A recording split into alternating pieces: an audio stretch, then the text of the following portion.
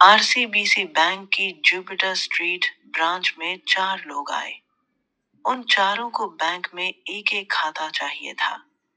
इस तरह चारों के लिए बैंक खाते खोले गए। हर खाते में $500 जमा किए गए, लेकिन बाद में उन खातों में कोई और लेन देन नहीं हुआ। सच में वे खाते पूरी तरह से निष्क्रिय रह गए थे।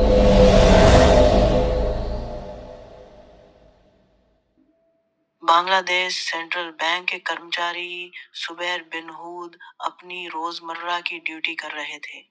उस दिन उनका काम हमेशा से ज्यादा था। कुछ देर बाद उन्होंने एक अजीब बात देखी। बैंक का प्रिंटर काम नहीं कर रहा था।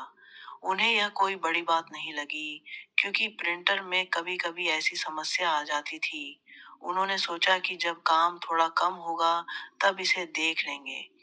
लेकिन उस दिन बैंक में सभी कर्मचारी काम में इतने व्यस्त थे कि कोई भी प्रिंटर की समस्या पर ध्यान नहीं दे सका। उसके बाद वीकेंड था और बैंक 2 दिनों के लिए बंद रहा। जब सोमवार को सुबह बैंक लौटे, तब भी प्रिंटर काम नहीं कर रहा था। उन्होंने समस्या की जांच शुरू की। काफी कोशिशों के बाद प्रिंटर अचानक से चालू हो गया। चूंकि प्रिंटर ऑटोमेटिक था, इसलिए उसने बंद रहने के दौरान हुई सभी लेन देन की रसीदें एक साथ छापनी शुरू कर दी।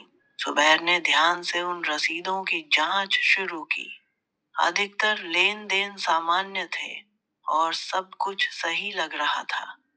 लेकिन जब उन्होंने आखिरी के कुछ पन्ने देखे, तो उनके होश उड़ गए।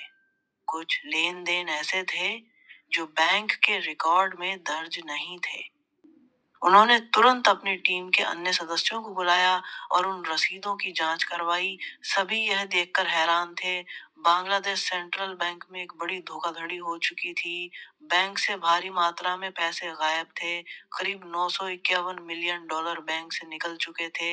हैरानी की बात यह थी कि यह पूरी रकम आरसीबीसी बैंक की उन्हीं 4 खातों में ट्रांसफर हुई थी। और सबसे चौंकाने वाली बात यह थी कि यह पूरा ट्रांसफर एक ही समय पर हुआ था। कहानी का एक छोटा सा रूप मैंने अभी बताया है। अब हम विस्तार से कहानी में प्रवेश करेंगे। दक्षिण एशिया का एक देश है बांग्लादेश। लगभग 16 करोड़ लोग वहां रहते हैं। तेज आर्थिक विकास के बावजूद गरीबी आज भी एक प्रमुख समस्या बनी हुई है। बांग्लादेश की राजधानी है ढाका। ढाका में ही बांग्लादेश का सेंट्रल बैंक स्थित है। देश के सभी वित्तीय लेन देन सेंट्रल बैंक के माध्यम से ही होते हैं।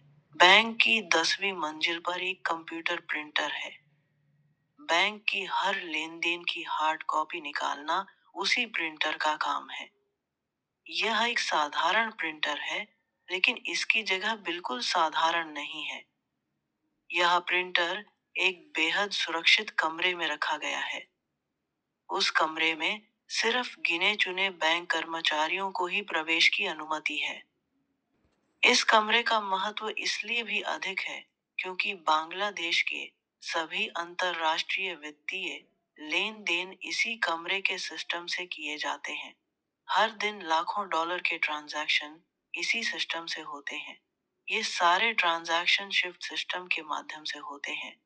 अब कहानी में आगे बढ़ने से पहले मैं आपको स्विफ्ट सिस्टम के बारे में सरल भाषा में समझा देता हूँ, क्योंकि ये हमारी कहानी के मुख्य किरदारों में से एक है। देशों के बीच पैसे का लेन देन कभी भी सीधे तौर पर नहीं होता, बल्कि एक उच्च सुरक्षित प्रणाली के माध्यम से होता है, जिसे स्विफ्ट प्रणाली कहा जाता है।